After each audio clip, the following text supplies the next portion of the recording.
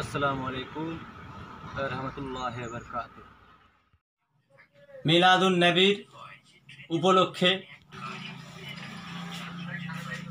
এক বিরাট ইসলামিক কেরাত গজল কুইজ প্রতিযোগিতা ও দোয়ার মাহফিল।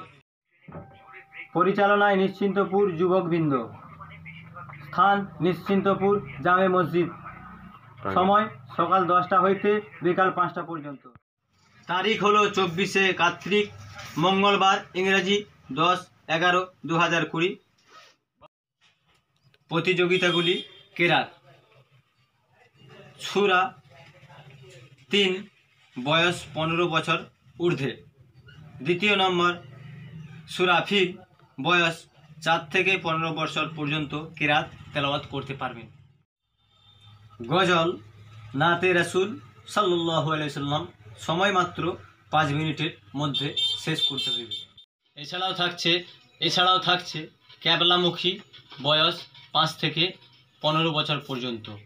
সবাই প্রতিটা গজল কেরাত প্রতিযোগিতায় যেনারা ফার্স্ট সেকেন্ড থার্ড হইবে তাদের জন্য বিশেষ পুরস্কার রয়েছে।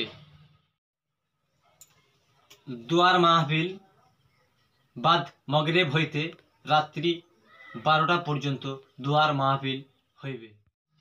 উপস্থিত থাকছেন ফুরফুরা শরীফের আশেকে রসুল নায়েবে নবীদের বংশধর পীর আল্লামা শাওন সিদ্দিকী।